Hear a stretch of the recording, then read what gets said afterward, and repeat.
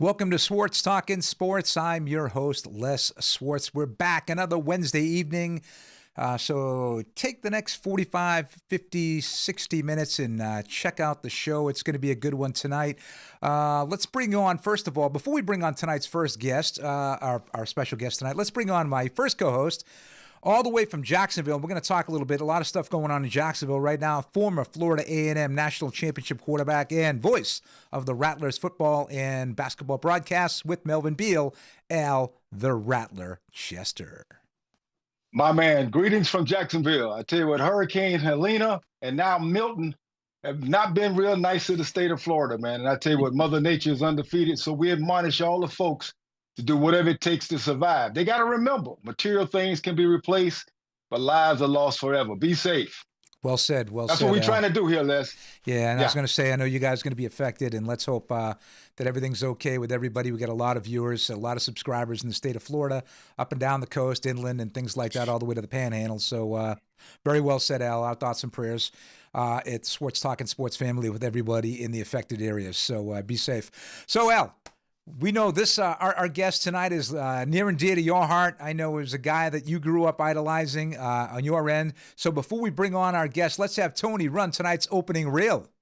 Coach Doug Dickey wanted speed on the corners, and he started quarterback Don Gaffney to get some of that exciting speed. Gaffney shows his speed as he gets 8 yards around right in. It really was significant at that point. I didn't know, and maybe if I had known, it would have bothered me a little bit, and that maybe I would have worried about, what people thought or how. All right. Well, that was our special guest back in the day. A little grainy footage back in the day, Al. So let's bring on the former University of Florida Gator, the great number 8, Don Gaffney. Don, thanks so much for coming on and joining us. Well, looking forward to it. Looking forward to it. Well, Al, I know you grew up really like idolizing Don. I mean, he was the type of quarterback you wanted to be. You said he threw it around a lot back in the day. Tell us your memories of watching the man in the middle here. Well, let me say this first. On previous shows, we've talked about the struggles of the black quarterback. From afar, I admired and tried to mirror my game after guys like Joe Gillum from Tennessee State, Eddie Mashan from Georgia Tech, Condris Holloway from University of Tennessee. But in my back door was this guy, Don Gaffney, man. And I tell you, one of the most electrifying quarterbacks of the 1970s era. I tell you what, he made the bland play. He made the band play, man. I tell you what, he could make it happen. I got that one out of the way. Now that we got that out of the way, though, Don, talk to us, man. Tell us about how it all started for you in Jacksonville on the north side. Well, you know how it is on the north side. Al, we were fortunate enough to have a lot of guys that wanted speed on the corner. We had guys who had had that experience in college, in pro, and in the pros, and as kids, Pop Warner kids. From the time I started playing, we had an opportunity to watch those guys when they used to train, and you realize, you learn how hard that these guys work. I was fortunate enough to go to what I thought was a tremendous school, a lot of great athletes who I idolized. Harold Carmichael, who just went into NFL Hall of Fame a couple of years ago, and you know that. Guys, he was just one of those athletes. And going in the rings, you were already challenged. Never thought about what college or conference I want to go to if I ever got an opportunity to do that. I just wanted to go to Reigns and make the football team. You know how that goes. Once I got the opportunity. Well, Don, I'm going to ask you a question. I got to ask you a question because, based on, Al talking about your career in high school, like you threw the ball around a lot, right? You really did.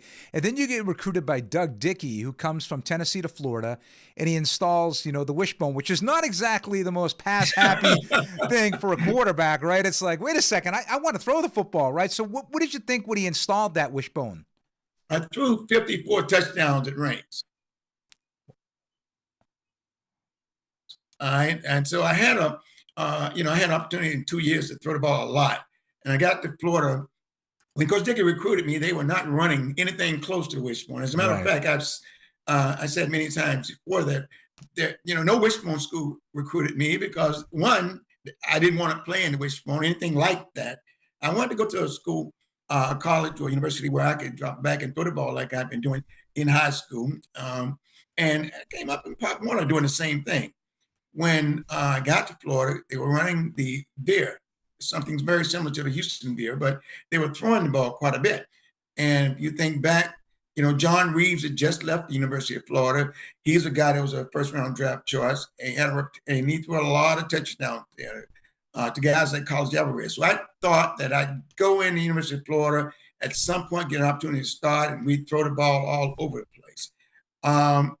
One of the things that Florida had after I was recruited, there was a lot of great running backs, and we ultimately we did start getting great receivers, young receivers, but we had a lot of great running backs. And the University of Florida decided that, look, we need to feature the running game more than the passing game. I happened to be the guy that had a little bit more speed than the other quarterbacks that we had, so I got the first opportunity to do it. When I broke in my sophomore year, I threw the ball quite a bit. But then we went to the Wishbone, and I didn't like it at first, but I did what I had to do. I adjusted, and we did okay. Well, I got something. Don, let me ask you this. Go ahead. Yeah, as a youngster, backing up a little bit, as a youngster growing up, who did you idolize playing quarterback? Who did you mirror your game after? I always wanted to ask you that, man. I mean, because Don was the guy that all the guys, the little guys, the younger guys, idolized and wanted to be like when he was in high school. Stoic family, legendary family. He was throwing touchdown passes to his brother. I mean, it was just unique. He used to wear the long white socks and the white shoes, and he was scrambling and running. So everybody wanted to do that. But Don, who did you idolize as a quarterback? Shaq Harris, at that time, to be honest with Shaq Harris was in the NFL, and I just loved his game.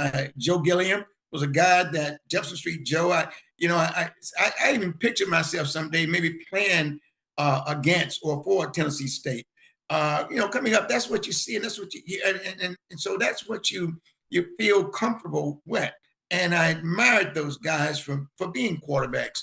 I watched Fran Tarkenton when I was young. I watched this guy. He wasn't a 6'4", 6'5" quarterback. He was a guy about 6 feet tall, 6'1", that can move, scrambled a lot, and made a lot of big plays. Was an exciting quarterback. I like watching Tarkenton. So that's the type of quarterback that I admired a great deal. After I got to college, I was introduced to guys like Holloway and Eddie McShann, and those are the guys that really, really stood out for me. Now, I got to see a guy by the name of Chuck Ely, who was at Toledo.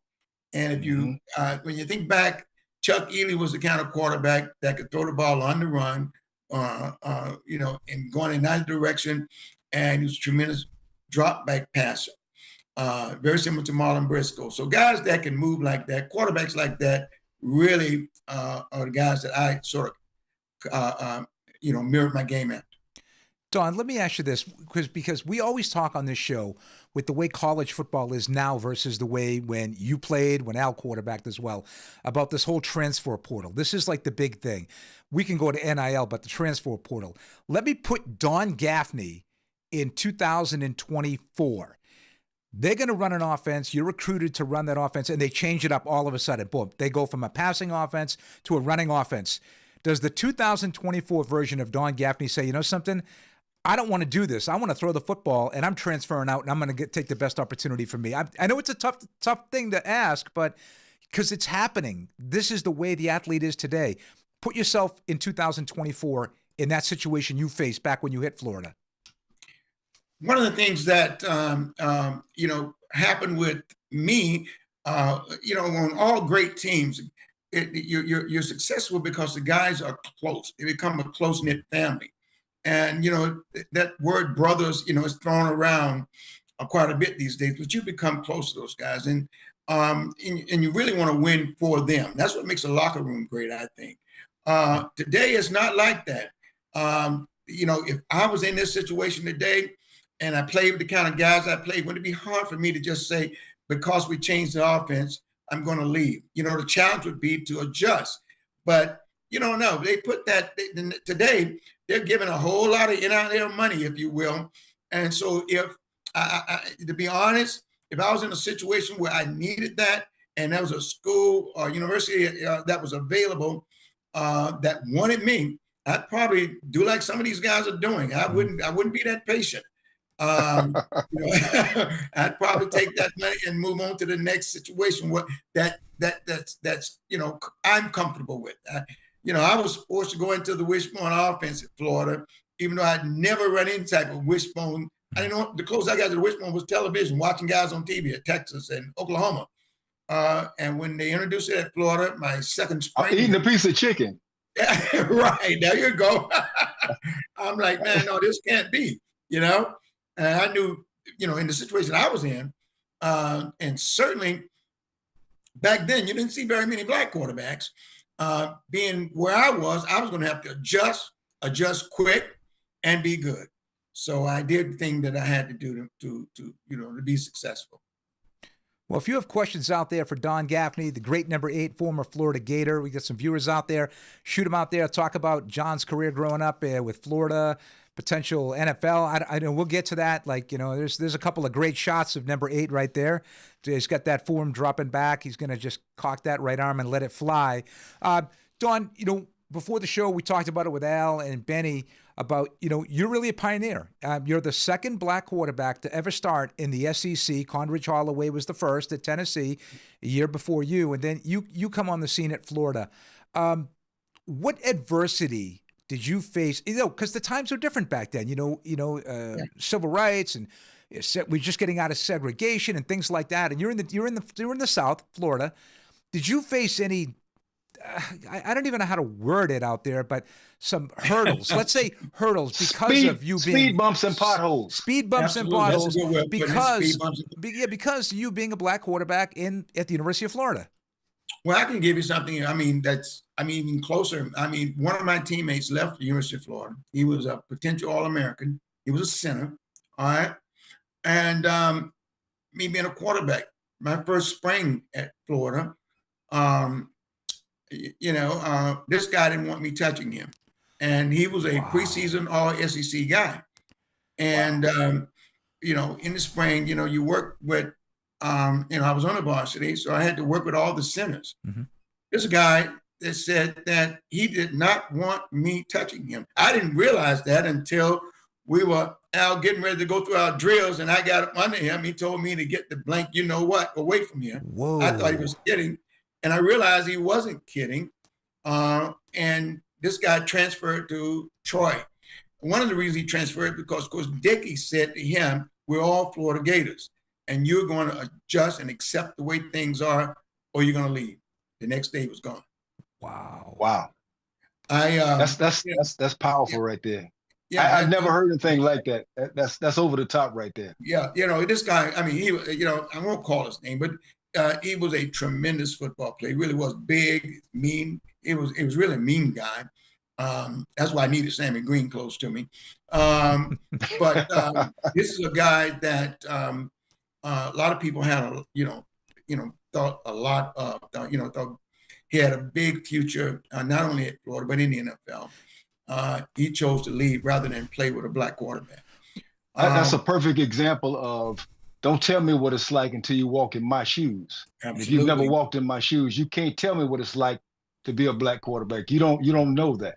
That's a heavy duty story there. That's right. It's really, and I tell you one other situation where I received a death threat. At the University of Florida, I share this a lot with people. Nobody ever walked up to my face and said anything derogatory. Mm-hmm. Probably because Sammy Green was with me most of the time. But the point is, I recall being booed real bad in our second game of the year, my junior year. And, all we had done was win 5 straight after I started the end of my sophomore year. But for some odd reason, we played a game in Tampa. There were a lot of Gator fans there. That game was against California, Steve Barkowski. And I got a death threat. You read about things like that, and you think, no, they don't happen. But that happened to me. It was really a strange feeling. And I thought I was exceptionally strong. And the coaches gave me a choice. My dad and I had a choice whether or not I want to sort of not play in this one or give it a shot. I thought I'd give it a shot. Well, at the end of the first quarter, I was gone, man. I just didn't know how to deal with it, you know. And I was glad that when that game was over, we won the game, but I didn't play but one quarter. The very next week, I pulled myself together against Mississippi State, and we won big. But that was a real trying time, and that's just one example of some of the stuff that happens there. People were used to a certain way of life, right? And that way of life did not include black quarterbacks being at a major university like University of Florida. Al, that has got to be unsettling. I mean, you're preparing for a game and you've got to deal with that. I mean, I commend you, and I commend Coach Dickey for the way he acted with that center, basically saying, you're not bigger than the team. We're all brothers here, no matter what the color of your skin is. And if you don't like it, there's the door. That's right. That's exactly what happened. Now, we do have some questions. Well, we have some questions. We got the green light on. Okay, I've been knowing Don since I was 12, 13 years old. That's the first time I heard that story. You and Tracy should put pen to paper on that, man. Y'all need to book that, man, because I'm telling you, that is horrifying, number one, to know. Yeah. I mean, I can't even imagine. I'm trying to process that. Me being you, going through that, and then from the emotional standpoint, I mean, you did one series, one quarter, but mentally it took you out of your game. That's incredible, man. Well, you're right, Al. And you think that before it happens, that nothing like that will ever happen. That you'll be strong enough to deal with it. But nobody would know unless you share it. Absolutely. And we've I went years and wouldn't talk about it at all. There are a few guys that knew about it. Certainly, my teammates knew about it, and but it was one of the strangest things that ever happened. And the irony is, the following week when we opened up at home against Mississippi State, the prayer before the game, the priest that gave the prayer said, "Let's all remember we're Florida Gators." Nice. So that goes to show you, it was something that impacted everybody. And of course, the fans were great in Gainesville, just great. Well, the green light's on. Now, Tony, the thing with the zeros, that's still fun zeros. That's not showing up anything. Yeah, I forgot to start it. Well, let's throw up a question. Let's see if I can actually read the question. If I can't, I'm going to throw it at Tony, because Joni, unfortunately, not with us tonight. She's doing a lot of things today, so she's going to take the night off. So I know, not having Joni threw me off my game. Okay, that's all right. There we go. Well, let's the first question. We have a couple from Barry. Okay, all right. Let's throw up a question from Barry. Okay, you better read it because I can't see it. All right, so Barry wants to know, Don, at 19 years old, they hand you the ball to start. What did you think? Well, I was ready. I mean, I didn't expect that. I'd hoped that would happen. But, I mean, I can tell you what it's like to get your first start. But to be honest with you, we were in a funk at that time. We had gone 4 weeks without a win. And I'd gotten more work than I had gotten, in previous weeks. But you never know until you know. We were at Auburn. And 5 minutes before the game, Coach Dickey hands me the football, and I said to myself, "This is it. You either gonna fish or cut baits." And I mean, and I went out to do the best that I could do, and it was good enough at Auburn. I came back the following week against Georgia, and we had to win a game, in the last couple of minutes on a long drive, and we pulled that one out. I realized then that I could play this game and I belong. All right, well, that's good. Thanks, Barry. Barry's got another one? Yeah, we have another one from Barry and then one from Richard. Okay, let's go to Barry. All right, so Barry says, your numbers keep going up and up. Who helped you back then the most? Who helped me? I guess he's asking who helped me as a football player, my confidence. I'm not sure exactly what the question is. I got a lot of confidence. Well, I guess the biggest help for me was having the right coach, Doug Dickey, to be quite candid with you, because this guy gave me nothing but confidence, and Coach Dickey, left the University of Tennessee, where he was a part of a highly successful program. He's in the College Football Hall of Fame. He's a guy that recruited players based on their ability and nothing else. He promised me one thing when I went to the University of Florida, prior to going to the University of Florida. Now is I give you an opportunity, Don, to start as a quarterback. I'm not going to give you a job. And, he supported me in every way. When it got really tough on me, he took it and put it on himself. He kept me going. He kept my confidence up. And, once I realized that I belonged in this game, that I could do this thing, I was able to do okay with that from that point forward.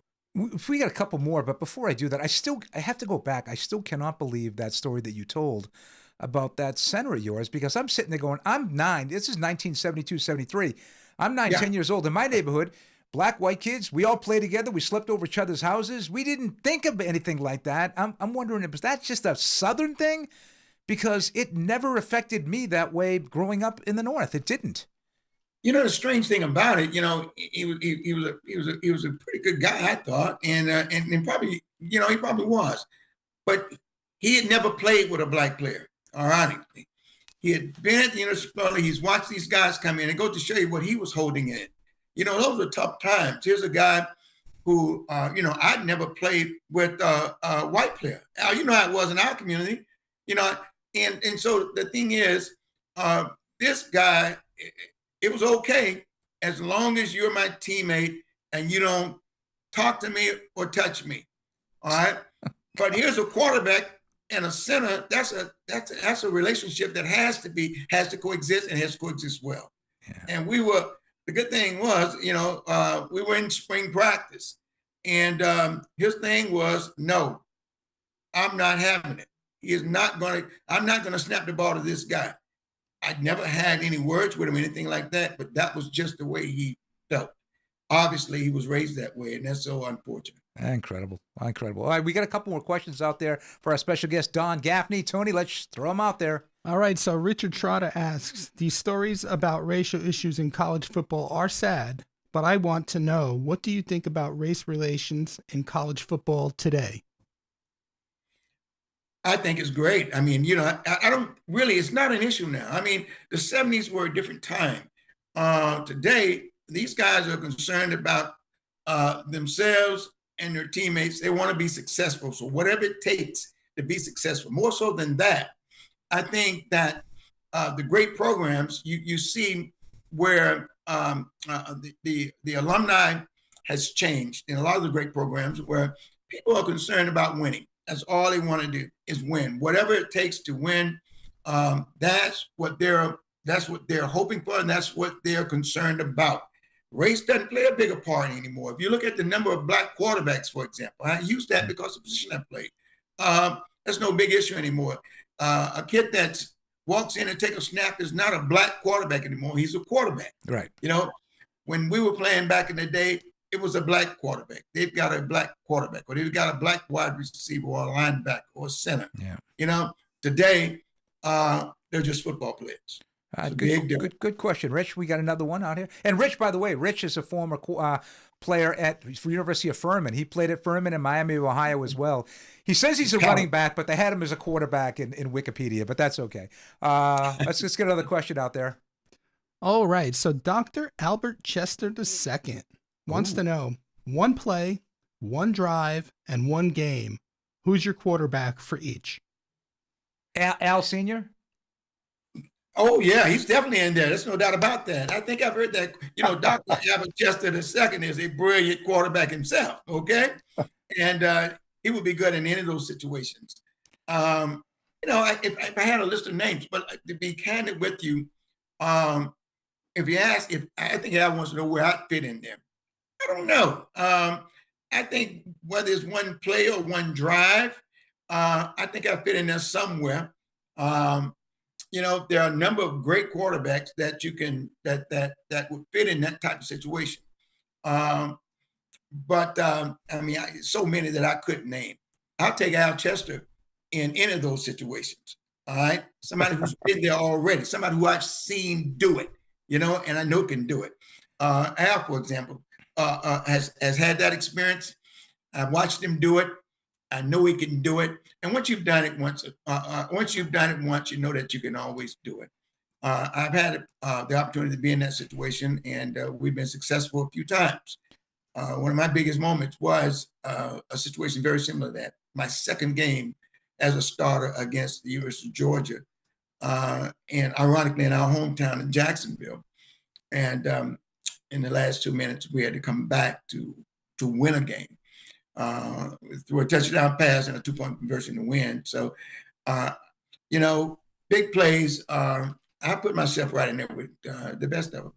Hey, listen, Don, we keep saying Al Chester is the only quarterback to win a national championship at the HBCU level. We're not talking about HBCU schools against each other. We're talking against a whole Division I AA. They won the championship outright. The only school to do it. Hello, Black College Football Hall of Fame. Recognize this man and team. I know. I don't want to embarrass Al. I don't want to embarrass Al. There's no doubt about that. And by the way, Dr. Albert Chester II came close to doing the same thing. So, hey, Donald, let me ask you this. I got a few names I want to throw at you. 10 words or less. Okay. Tell me what this person means to you. Doug Dickey. Greatness, tremendous leader, fair, and he's someone I still keep in contact with. I really respect him tremendously. How about Jimmy Dubose? Tough, absolutely tough, gritty, a great leader. Wes Chandler. Oh, smooth. I mean, extremely smooth, talented, fearless. Willie Jackson, my last one. A great leader, an inspiration to so many, and extremely talented football player who did more for the university than the university's done for him. Well, I got to ask you this, Donald, while I got you too. All the things that you went through at the University of Florida, knowing what you know now, if you had to do it all over again, would you do it the same way? Now, I would. What I do, I train harder. Here again, I was injured, as you very well know, quite a bit at Florida. I think one thing that I would do is prepare myself a little bit better physically. I would go with Dickey. I would trust Coach Dickey. I would trust the University of Florida. I wouldn't trade that for anything. I would, more than that, I would trust the guys that I played with there. I was really appreciative of the type of football players that came in at the same time I did, and that had as much to do with any success that I had, as much to do with that as anything. Yeah, I would do it that way. Well, Don, for all our Patriot fans out there, and we do have a lot of them, your nephew Jabbar had a big role with the Pats. I think he played with them when they went. I think they went 18-0. They went 18-0 in 2007, and then lost to Benny's Giants. Unfortunately, in the Super Bowl, they lost a big one there. Yeah. But before, that was it was a great team. But before we let you go, real quick. What we're doing here is, and this is Al's brainchild. This is Al. I got to give Al all the credit on this one, because of last week, the Pete Road discussion just kind of got us great back and forth with the viewers. Discussions. We're going to do an up for discussion. We're going to call it. Okay. Tony, throw that graphic up there real quick. Up for discussion. Throw that up there. We can throw it up there real quick. I know. I just surprised Tony. I just threw him. We get it somewhere. But anyway, next week, what we're going to do, and Tony's throwing up a poll this week, and I want to ask you this opinion, Don, you being a former tremendous athlete. If a player has been associated with PEDs, performance-enhancing drugs, no matter whether it's football, baseball, basketball, whatever, and they never got tested, they never got busted for their test, right? They didn't test positive. But just court of a public opinion, someone wrote a book about them or whatever. If they have the stats to back it up on the field, should they be allowed in the Hall of Fame? And I'm just saying, like Barry Bonds or Roger Clemens or Mark McGuire or other players from other sports. What is your opinion on that? Every guy that you named, and there's several others that rumored to have tested positive for PEDs. They were great ball players. They were great athletes. They did it on the field, and that's what I think is the most important thing. They did it on the diamond or the court. Unless there's some way of determining that whatever they may have tested positive for, if they tested positive, had an impact on their ability to perform, I think they should be allowed in the Hall of Fame. I don't think you should hold that against them unless you know for certain that they did something that was wrong. Mm-hmm. I'm a fan of Barry Bonds. I think he deserves to be in the Hall of Fame. I think his numbers speak for themselves. And Mark McGwire, the same thing. Roger Clemens, I mean, his numbers speak for itself. So, yeah, I believe if a guy has done the job on the field or the court or the diamond, then he deserves to be there. It's going to be interesting. We'll see next week, Al, what the poll shows, and we can debate that next week. Any parting things from you, Al, before we let Don go? I know there's a lot of things going on in Florida right now. So yeah, I appreciate you taking the love, giving us some love, man, and we'd like to have you back on the show at a subsequent time, man. But thanks a lot for showing up, showing out. You guys be safe over there, and let's keep our hands prayed up for the folks around the state of Florida. Absolutely. Okay, Al. Thank you, guys. It's my pleasure, and I look forward to doing it again. And we got to say, right, we got to give a special thanks to Dawn's wife, Tracy, for really working the behind the scenes here. So thank you, Tracy. Dawn and family, please be safe and ride out this storm very, very safely. So that was Don Gaffney, former Florida Gator, great quarterback. I'll be back with Al the Rattler Chester and Benny the Book after this. High Tide Chiropractic, located in Leland, North Carolina, off Village Road. Dr. Levi Bradburn and his team specialize not only on spinal and extremities care, but also focus on sports injuries and a variety of chronic ailments. Treatment plans may include diet and lifestyle behavioral modification to achieve optimal health. Call us to schedule your free consultation, and we will design a personalized program to meet your needs. It's time to get the results you deserve.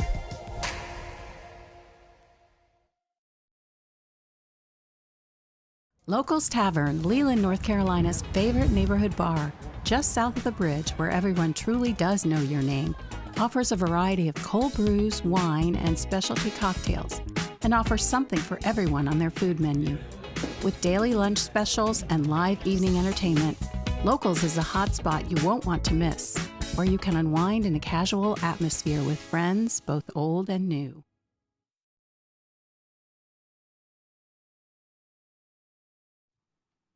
Welcome back to Swartz Talking Sports. I'm your host, Les Swartz. Again, special thanks to Don Gaffney for coming on. Trying times in the state of Florida right now, getting ravaged by Hurricane Milton. We've got the man in the middle. Al's hanging in there. Al, so far, the power's on. Everything's okay. We're still hanging tight, man. I tell you what, the hurricane gods are smiling down on us right now. And look who popped in. The man to the right, Benny the Book. Actually was in Orlando and made the smart move to get back to Leland pretty quickly. Drove there Saturday and drove home Sunday. Yeah. out of town, getting out of town. Yeah. Did you run into a lot of traffic? No. Al, you know what? My wife wanted to wait till Monday morning. And I said, you know what, Lisa, it's only going to get worse. I said. We drove, not a lot of traffic, but it was raining the whole way into Georgia, 3/4 of the way into Georgia. It was still raining. And then finally it broke when we got near Savannah. And then the rest of the way it was nice. But it wasn't traffic. It was, I think most of the people started exiting probably Tuesday, Monday and Tuesday. So you were in front of everybody. Yeah, I was in front. That's what I was hoping to do. But I'm a little disappointed. I was looking forward to a week of golf, meeting Mr. Chester. I was going to schedule a meeting there, and we would have got together. Yeah. And but next time there'll be more times. Well, absolutely. Before we get to the HBCU game of the week and a quick Rattler recap, guys, this past weekend in college football, unbelievable. There were some upsets. And Tony wanted to throw this up there real quick. We lost I'm a Boston Red Sox fan, growing up as a kid.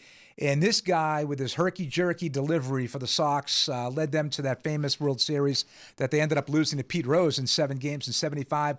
One of the greatest pitchers, Cuban-born Louis Tiant, passed away yesterday. So Red Sox fans, he broke in with the Reds, played with the Red Sox, played also with the Yankees, I believe, at the end of his career, but he'll always be known as number 23. Come on, Benny, Louis was tough. Yeah, great pitcher. He really was entertaining. Just a superb pitcher and guy you really liked. El Tiante. He was great for the game of baseball. He was a great pitcher. But guys, college football, look at this. You got number 4, Tennessee going down. Okay. You got number 11, USC going down. You got number 9, Mizzou getting blasted 41-10. Louisville loses to SMU. Michigan goes to Washington. Benny, you had this game. I'll give you that one. Washington beats them upright. But the one I think that really surprised everybody, and that was Alabama, who had just come off a big win against Georgia and taken the number 1 spot, loses to Vanderbilt. Now, this is not an 0-11 Vanderbilt team. Let's not make it look like Vanderbilt's never won a game. They're 3-2. They beat Virginia Tech early and took Mizzou to double overtime. Right. But guys, were you shocked by this? I mean, unbelievable giving up that many points and yards to a Vanderbilt team. 7 out of the top 25 teams lost. It's a topsy-turvy college football season so far, and this week it could even get more topsy-turvy because there's a lot of big games, a lot of games that could determine who's going to be tops in the conference. Well, Al, let me throw this one at you. I knew this was going to happen. When Alabama was going to lose their first game, everyone's going to say, "Oh, the Boars, no Saban. This wouldn't have happened." I get it. Unfortunately, they didn't lose to a top team. They lost to Vanderbilt, a team they were favored by. But, Stephen A. Smith came on ESPN and a lot of other pundits and said, he's not that, he's not this, he's not that. Listen, guys, parity in college football is paramount right now, right? I mean, with the NIL and transfer portal, they just come off a big, huge win, right? Now, I can test that. I think they're a better offensive team, and Melrose was playing better under DeBoer, but defensively, there's no doubt that they're not as stout on the defensive line, especially.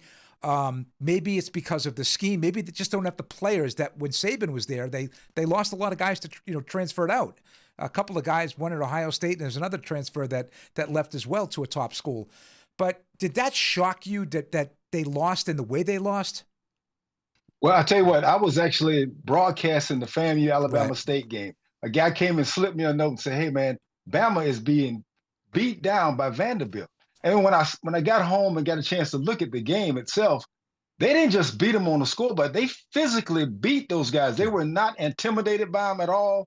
And I tell you what, Vanderbilt has a history of being everybody's doormat, everybody's homecoming team in the SEC. I think Nick Saban even said something during College Game Day that had a little negative twist to it about if you're going to beat anybody at a team in the SEC, Vanderbilt will be that team. Now, DeBoer, I still think is a great coach. Yeah. I think they got some things going on. It's a different kind of kid now. I even saw one of their players, defensive backs, they were trying to get him to come off the field. He would not come off the field. They didn't want to send another player out there to have 12 men on the field and get a penalty. But, I mean, you got some head cases going on. But the other side to it all is a great emotional win over Georgia the previous week. They look at Vanderbilt. I think they underestimated those guys, but Vanderbilt beat them from kickoff to the last whistle. I mean, the entirely physical. They were not intimidated by those guys. And I tell you what, it shows what college football is all about. The parity that you're talking about, the NIL, the portal, and at any day, you put your pants on one leg at a time, baby. Anything can happen. Now, but I got that note, and it just blew me completely away. Now, they're playing, I think, Benny, this week, South Carolina, I believe. Alabama is, if I'm correct. I hope I am here. Do they bounce back this week? I mean, how do they look this week? No, I don't. I tell you, just like the win, the emotional side. Oh yeah, they do. Yeah, they're South Carolina. Yeah. Just like the big win against Georgia, from an emotional standpoint, coming off a loss like that, and then folks are saying this is the worst loss in the history of college football. I mean, the kids are hearing that too now, and they're pointing fingers at each other. I'm sure some of that stuff is going on in the locker room because remember now, the game they're not loyal to anybody. It's all about me and myself and I, not us and we, and that team concept. You got to be careful about that. I think DeBoer has been around long enough, though, that he'll get these guys back together. They'll find a way to win and get back on the winning track. Hey guys, we saw it in Notre Dame losing to Northern Illinois. I mean, seriously. Yeah. I think that's more of a shock than Vandy beating Alabama at Alabama. At Vanderbilt. Yeah. After, like Al said, after that great, kids, their heads, they get, they think they got to just walk on the field and maybe that's the difference. Maybe that's what Nick Saban was such a great coach, that he got his guys every week prepared no matter what. What did he call it? Rat poison? Don't listen to the rat poison. That's what Saban used to call it. So, well, real quick, before we go to the HBCU game and the Rattler, let's throw up my new top 12. Al and I went over this a little bit. Benny, you haven't seen this, and you're going to be happy because I got one of your favorites back in. So I know a lot of people like the Texas Longhorns, and listen, they are number one right now. But I like Ohio State. I think I like the running game of Ohio State. The quarterback situation in Texas, we still don't know if yours is going to play this weekend. Ohio State plays Oregon this week in Eugene. Oregon, so that's Eugene. a big one. Yes, it is. Yeah, Miami came from behind. They were down by 25, I think, or 15, something in the fourth quarter. They're showing. We might have put a little bit too much on them. But you know something, Cam Ward's pulling them out. And Tony's in a little bit Heisman to show moment. something. That was a Heisman moment for Cam Ward. That's right, Heisman moment. Penn State's defense is great. I dropped Alabama to 6. I think that was a blip, like a little speed bump, as Al calls it. I think they'll rebound this week. Georgia 7. Brigham Young I moved up to 8 from 10. Clemson's starting to get it together, Benny. And yes, they are. I got your Notre Dame Fighting Irish back in the top 12. Yeah. And I dropped Tennessee and Ole Miss to 11 and 12. I like it. I like it. I'll tell you what. Tennessee, they got the great defense. They really do. I mean, they didn't play great when they needed it this week, though. Well, you know what? It was really one drive. They didn't do that much. It was. Nico didn't play well. Yeah, he didn't make the plays. I mean, he was. Oklahoma's defense is really good. They're really good. Well, that's why I'm giving them a shot this week. Well, Arkansas is okay. I mean, they're a mid-level SEC team, right? And they only scored 14 points on them. Ayamalieva, that's 2 games in a row that he hasn't really done great. He lit it up against some lesser competition, but when the defenses have been better, he has not performed super well. And also, I'm going to throw up my top five Heisman guys because I changed it around a little bit here too. And I got to tell you, I moved Cam Ward to number 1 just for the fact that Al just said, Heisman moments. He continues to do it week after week. Even if the team struggles, he tends to put the team on his back. And I think Tony's going to run a couple, if I can get him up to run some video of Cam Ward in the University of Miami coming back against Cal. And they're undefeated. And they're undefeated, absolutely. They're undefeated. So you got to like him. I love Ashton Jeanty. This kid, Al, the real deal. This kid is Walter Payton and Barry Sanders combined. You cannot tackle him. I saw the footage. You can't tackle this kid one-on-one. Yeah. Travis Hunter. I saw the footage. Travis Hunter might be the best all-around player in college football. I dropped Milroe from 1st to 4th. He didn't play an awful game. He put up 35 points. We had one bad turnover, but unfortunately didn't get it done. And Dylan Gabriel, I have staying at 5. And we'll see what happens with him this week. He's going up against a tough Ohio State defense, and let's see what he does. If he can engineer an upset over Ohio State, he'll jump into it. If he has a bad game and Ohio State beats him pretty good, then guess what? He drops out of the top 5. So I don't keep know. Keep a good eye. Here we go. Keep a good eye on these next 2-3 weeks, though. Yep. There's the touchdown pass right there that Cam Wood threw at the very end of the game. It was 38 seconds, I believe, to go. And they came back to beat Cal late, 39-38. And then we've got, after that, we'll just throw Ashton Jeanty. Another one of these amazing highlights of the Boise State running back who just continues to amaze me, guys, because I'm going to tell you right now, I know that the running back position has been devalued in the NFL. This kid is lightning in a bottle. And watch this. Here's another one of these insane runs by this guy. You can't tackle him. I mean, you just can't tackle him. And he's got the speed to just run away from people. He's the best running back in the country, bar none.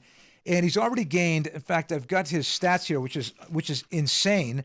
Yeah, he's already gained 1,000 yards. He's got 1,031 yards and less than 100 carries. Less than 100 carries. 16 touchdowns. Yeah, he's on pace for a 2,000-yard season. Oh, he's on pace for right now over 2,400 yards. And if he played a full game, he might break Barry Sanders' all-time record. He's averaging 10.9 yards a carry, which is just mind-boggling to me. So your Liberty almost lost the other day. Well, JMU lost, so unfortunately they got knocked off at one of the Group of Fives. And hey, shout out to Army and Navy, both undefeated, 5-0.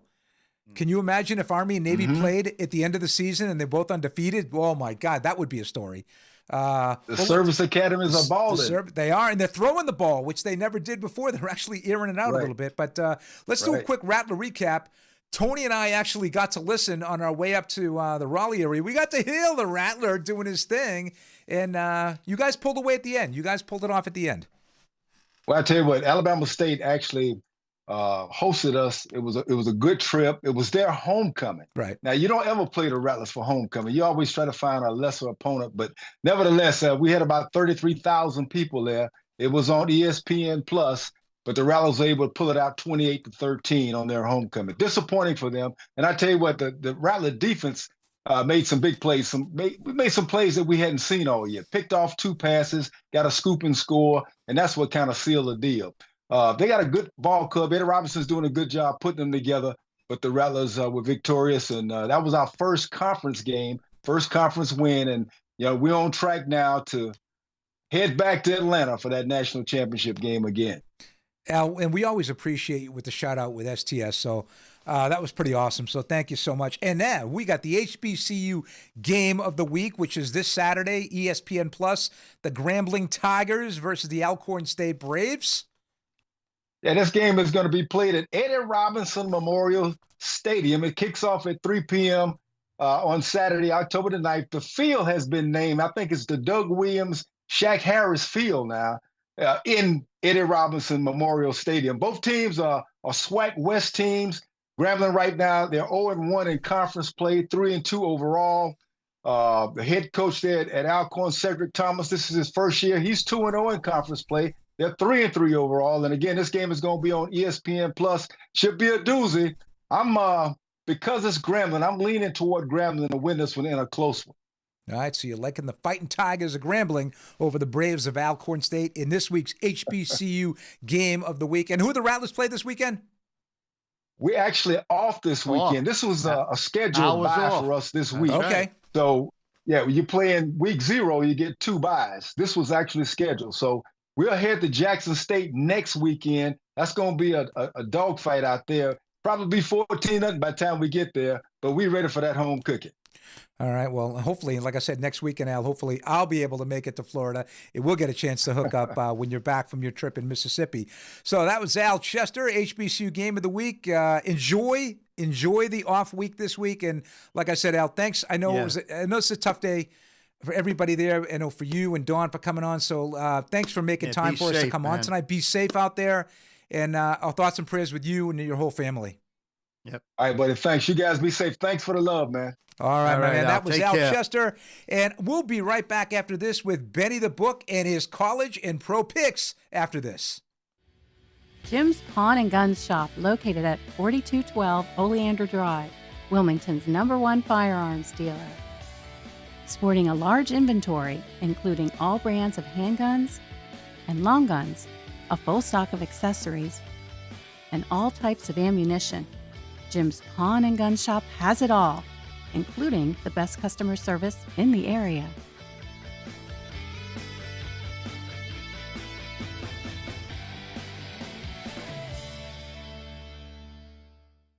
Before the lights go out, call Wilmington Generators. We offer the lowest price and a 10-year warranty for all Briggs & Stratton installations. A Briggs & Stratton powers more of your home for less money. Call for a free quote. Wilmington Generators. We play with power.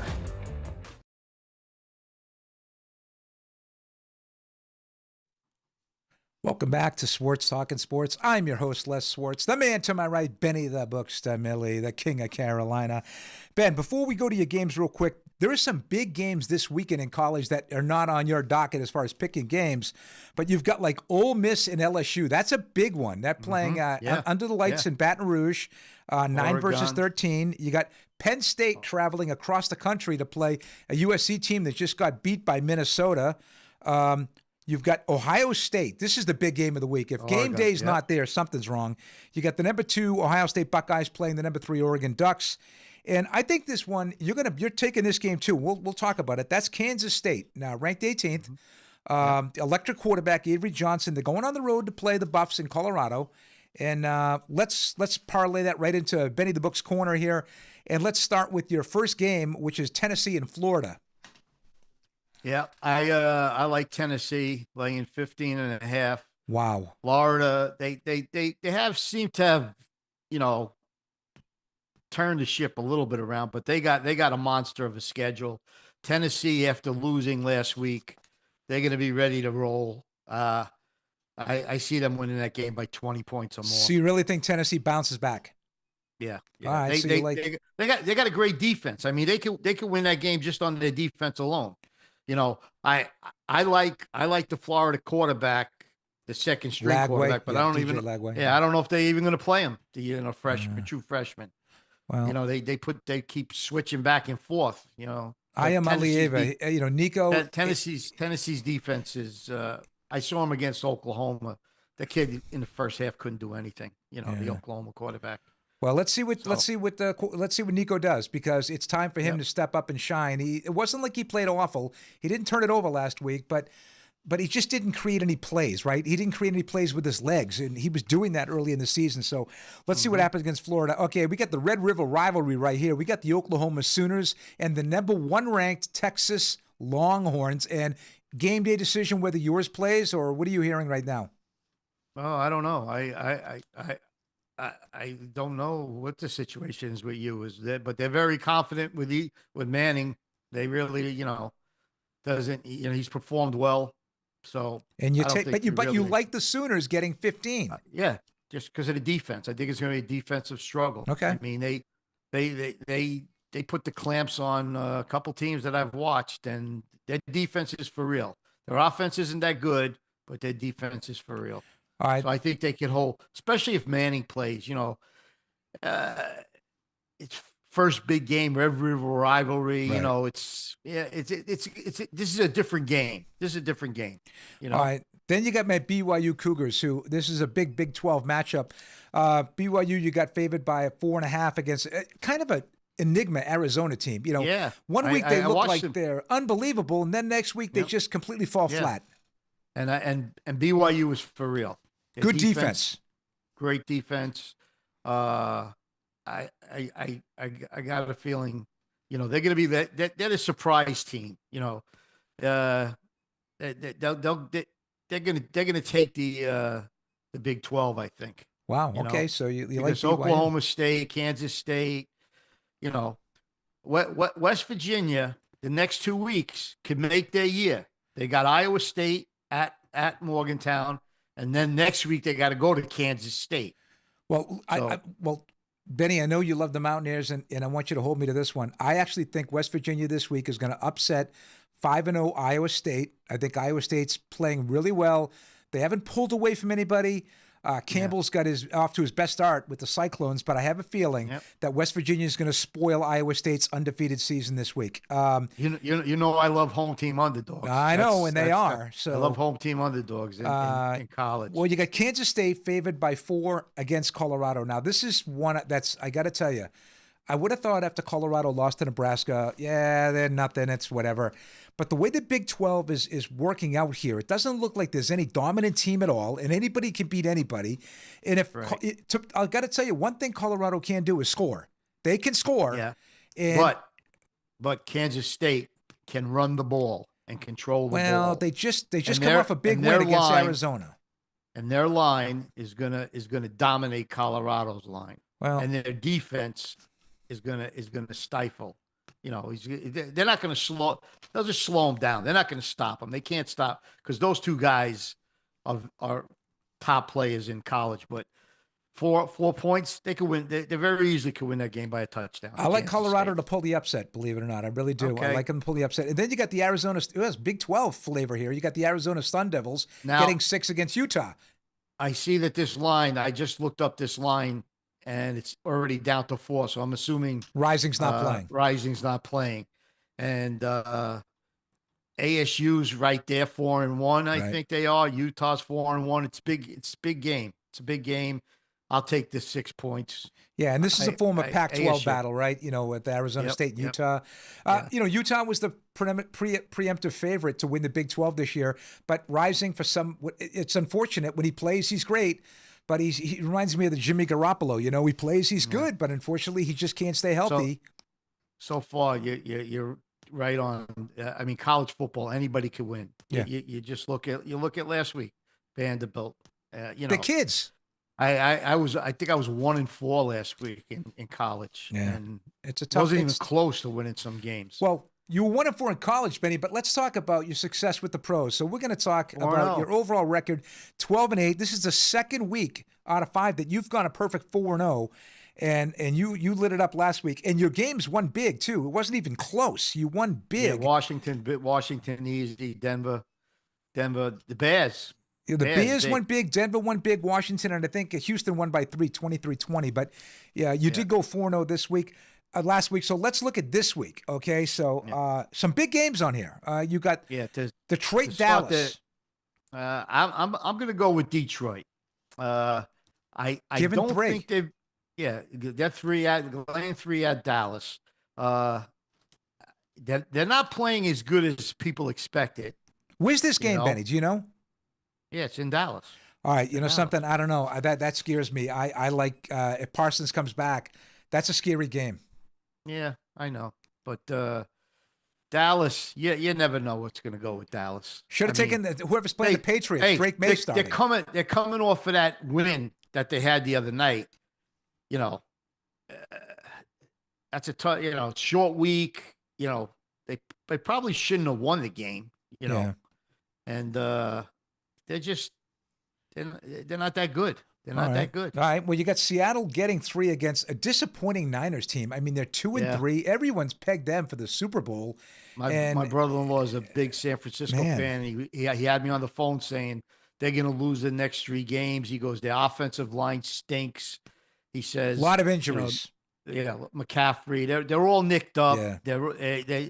I mean, Purdy's playing very well. He is. I mean, he's playing very well. It's just they're not clicking without CMC over there or whatever his name is, DMZ.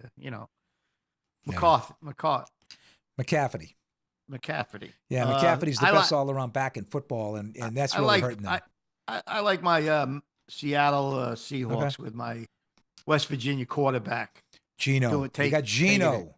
Gino's doing good. Gino's doing good. It took him 8 years, but he's doing good. Doing good. And then you got Denver. Surprising, Bo Nix is starting to play a little bit better, even though we only threw for 60 yards or something last week or some ridiculous thing. I'm going with Denver because their defense is tremendous. Yeah. But I don't understand why they're underdogs against the Chargers. I really don't. It's kind of funny that line, but Chargers played a good game against Kansas City 2 weeks ago. Actually, they really did, and they outgained the Chiefs, but they couldn't stop Mahomes when they needed to. So you like Denver. Denver's defense is for real. I mean, All right. And my last game, Atlanta, Carolina. You got to take Atlanta. I got to take Atlanta. I mean, Carolina stinks. They're going back to Young, I think, this week. Oh, good. So the Red Rifle. He produced one game, and then they just went back to their old ways. Yeah. So I'm gonna take Atlanta laying the 6. Hey, for underdog bettors in Major League Baseball, the Mets win. The Mets won. The Mets won. Now listen, Tony's happy. San Diego's up 2-1, and the Tigers beat the Guardians. Detroit's up 2-1. And Kansas City and the Yankees are tied tonight. That's a 1-1. If Kansas City happens to beat the Yankees and the other 2 teams win, no division winner will have made it to championship series. Well, my boy Bobby Witt Jr. better start playing because he's batting 143 right now. He's not hitting at all.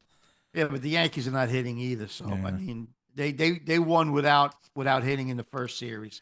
All right. But, And by the way, my Boston Bruins opened up the NHL season last night and lose to the Florida Panthers 6-4. So it is what it is. The red light's on. Tony's telling us it's time to wrap up this puppy. So all right. Listen. Good luck to everybody this week. Yeah. Good luck to everybody. Benny, I know let's do another 4-0 week. That would be awesome if you could go 8-0 2 weeks in a row. Well, for Joni, who's not unfortunately here tonight, I'll see her in a little bit. We miss Joni tonight. For Benny the Book, for Al Chester, our special guest, Don Gaffney, my producer, Tony the Tiger, this is Les Schwartz. We'll see you next Wednesday, 8 p.m., Schwartz Talking Sports. Good night, everybody.